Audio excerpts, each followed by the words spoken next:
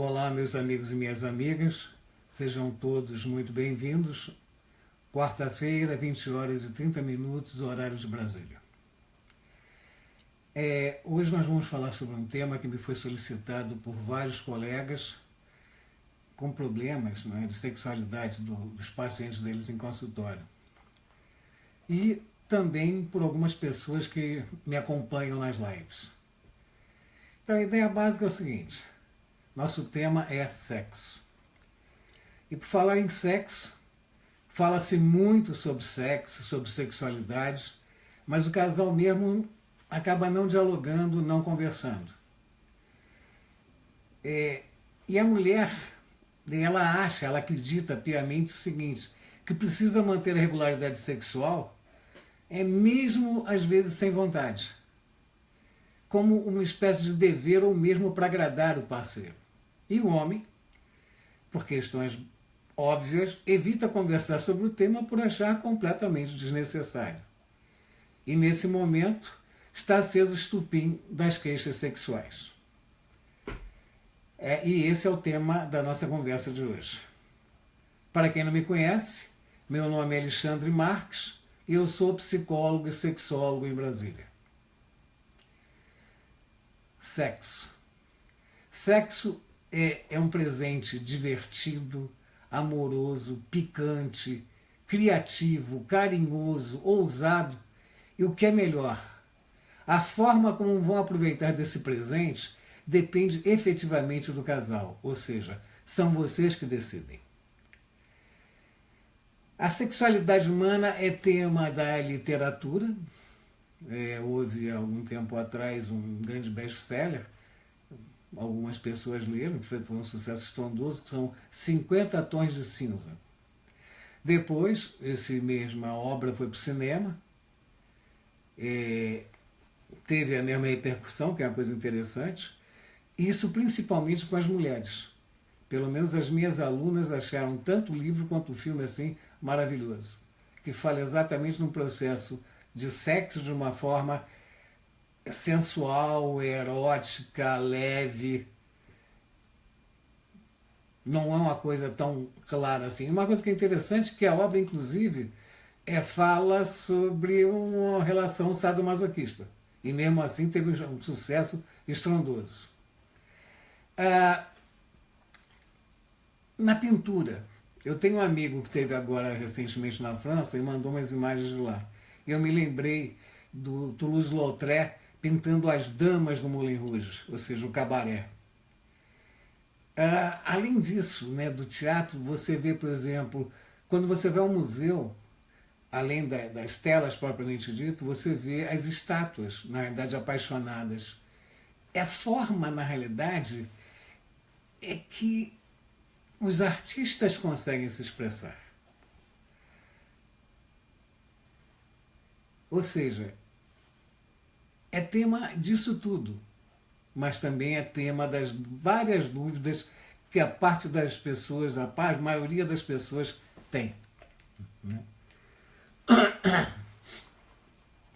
É evidente o seguinte, a forma como nós fomos criados, ensinados a curtir a sexualidade é que atrapalha tudo.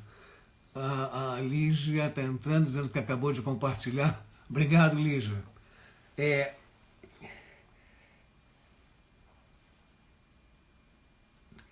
Esse nosso treinamento, eu chamo quase que de treinamento para a infelicidade.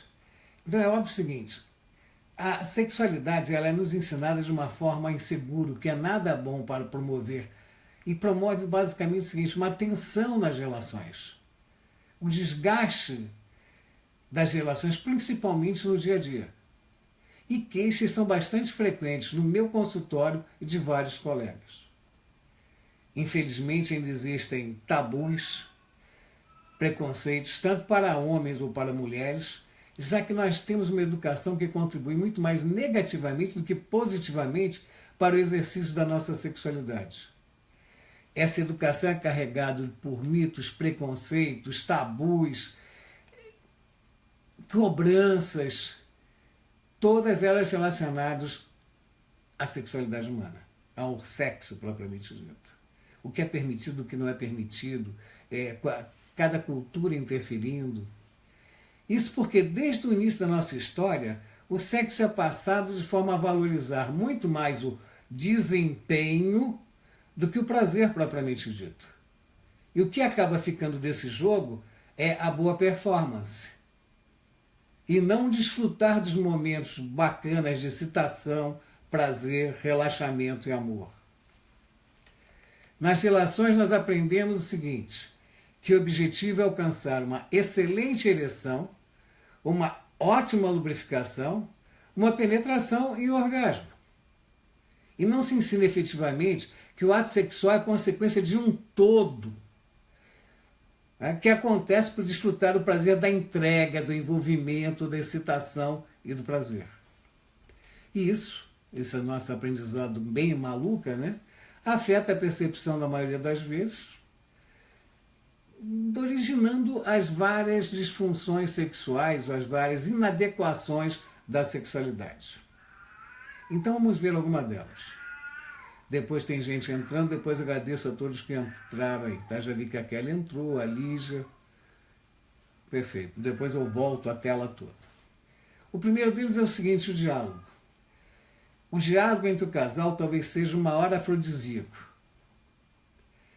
A excitação, principalmente da mulher, a excitação e o desejo são baseados na qualidade do relacionamento que ela tem com o parceiro.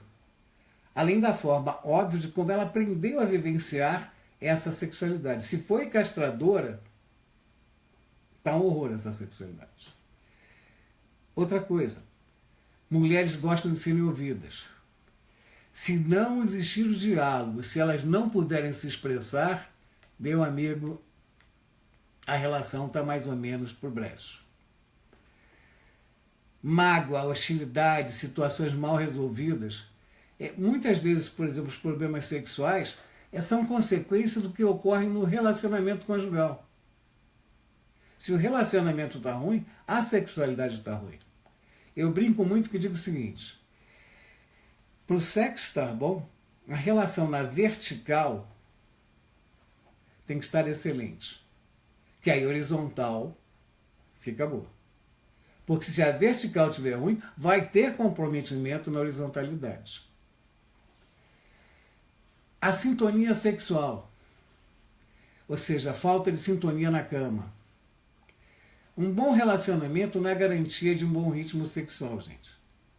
Muitos casais se entendem muito bem na vida a dois, porém não possuem a mesma afinidade na cama. E um exemplo interessante, que não é só a frequência sexual, tá? Até locais.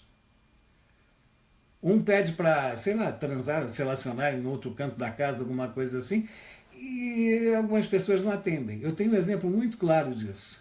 É um cliente que comprou um apartamento novo e tal, e o apartamento da frente estava vazio. Estava aberto. E ele aí cutucou a esposa e disse, amor, vamos lá dar uma zinha e tal, coisa. E ela ficou toda receosa, toda com medo e acabou não indo. Cara, vamos experimentar. Outra coisa, alguns casais querem transar com claridade, outros querem transar no escuro. Acertem pelo menos uma penumbra, né? Mas vamos chegar a um determinado acordo. Dor na penetração, tecnicamente chamado de dispareunia. Pode estar associado a diversas causas de origem física. E aí um bom ginecologista, uma boa ginecologista, com certeza vai fazer o diagnóstico e o tratamento. Se for problema psicológico, cara, um bom psicólogo que tem especialização em sexualidade humana também é a pessoa indicada para vocês procurarem ajuda nesse sentido. Pode estar ainda associado, primeiro, à não preparação adequada da mulher, né? E daí a importância o quê? Do parceiro se dedicar muito bem às preliminares. Anorgasmia, ou ausência do orgasmo, ou a incapacidade de chegar ao orgasmo. E aí pode ter várias causas. Desde dificuldades do relacionamento, ou seja, o relacionamento está ruim, né? Até um bloqueio na hora de se entregar, o medo. Até para a questão básica. O orgasmo requer a perda total de controle. É uma entrega muito grande que reflete efetivamente, para algumas pessoas, uma sensação de vulnerabilidade. E essas pessoas podem ter medo disso e acabam não sabendo se entregar plenamente. Ainda pode estar preparado a falta de preparação adequada, de novo, as preliminares, a pouca afetividade do casal, carinho, ternura, aquela coisa toda, ou mesmo experiências anteriores que foram traumatizantes. Monotonia, o tédio sexual. Parece a música do Chico Buarque, né? Todo dia ela faz tudo sempre igual. A queixa geral é da falta do enamoramento, da paixão e a perpetuação da mesmice sexual.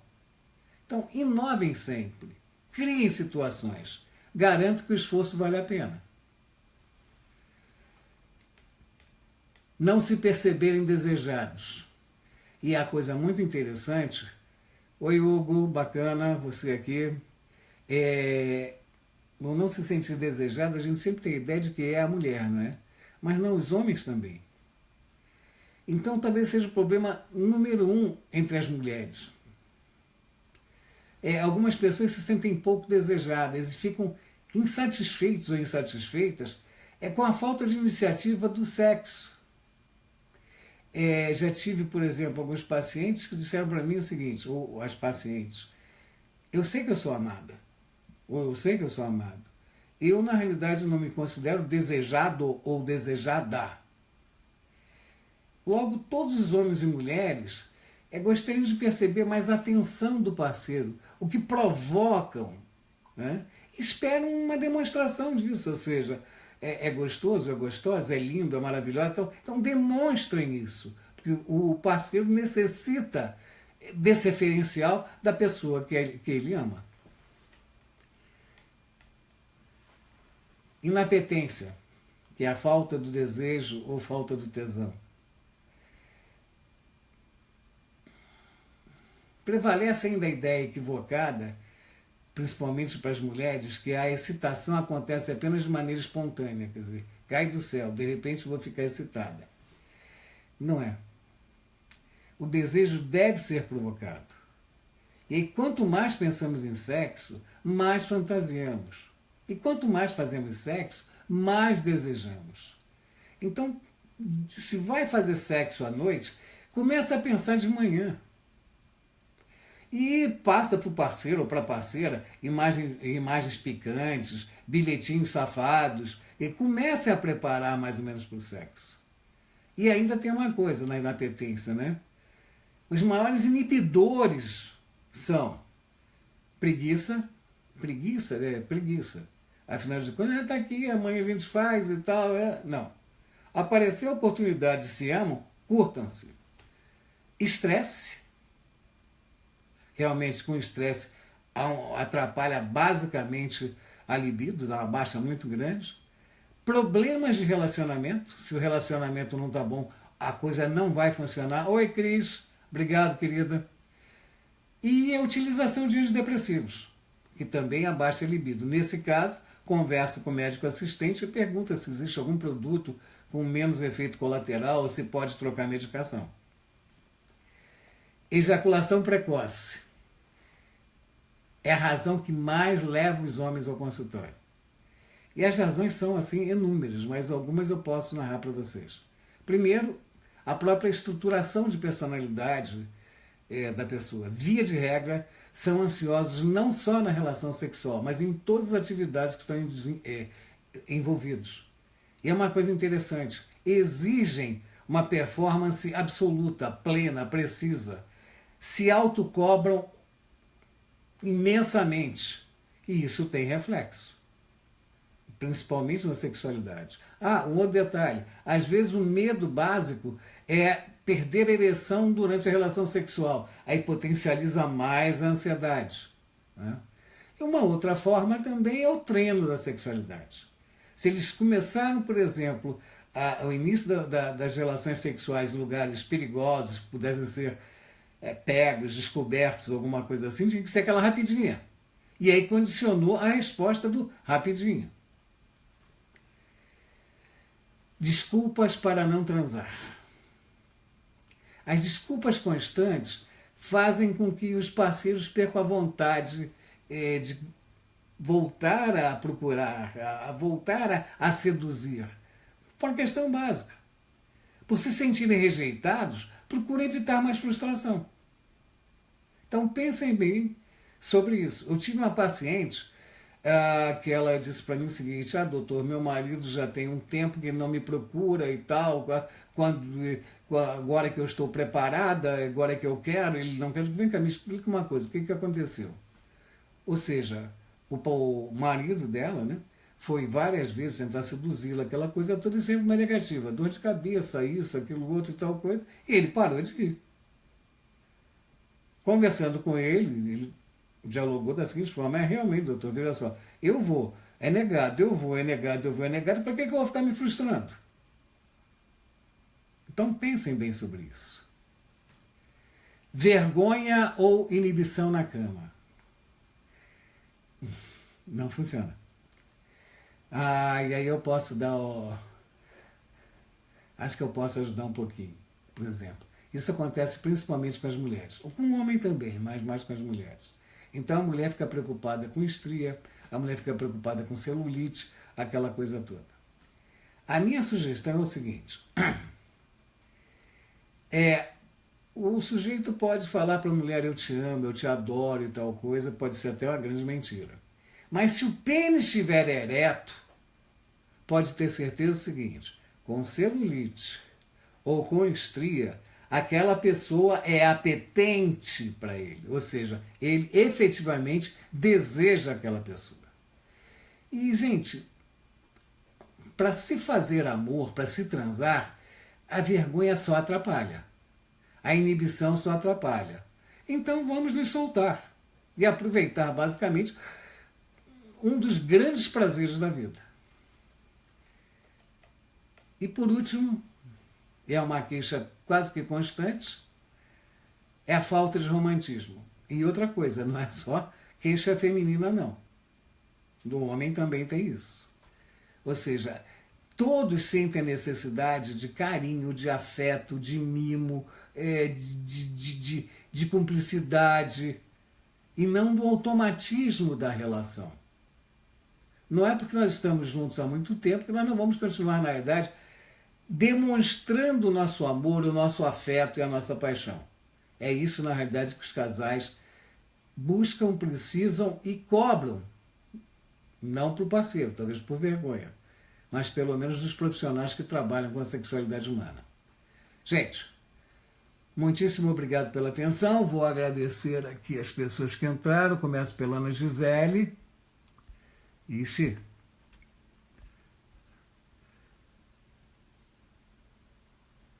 A Cris Santana, minha amiga paulista, minha irmãzinha. A Lena, o Hugo, meu grande amigo. A Adriana Conceição. Patrícia Tribeck, minha amiga lá de Santa Catarina. Que bom, Patrícia. A Adriana, a Geralda, a Lígia, a Kelly, a Ana Cristina, a Carmelita, foi minha aluna e minha professora. Minha aluna da faculdade e minha professora no hospital que nós trabalhamos juntos. Obrigado, Carmelita. A Lígia Maria. Ok, gente. Bom, se vocês acharem a live interessante, por favor, compartilhem para que nós possamos atingir mais pessoas. Esse negócio de dizer oi nos comentários, oi, tudo bem e tal, eu adoro. Mas eu gostaria que nos comentários vocês colocassem sugestões para as próximas lives. E, por favor, curtam a nossa página, Harmonizando Relações. E quem tiver interesse em outros temas, eu tenho uma página no YouTube chamada Alexandre Marques, Psicólogo e Sexólogo, que tem todas as lives anteriores lá. Entrem, vejam um tema de interesse e deem uma olhadinha. Existem também alguns vídeos. Tá?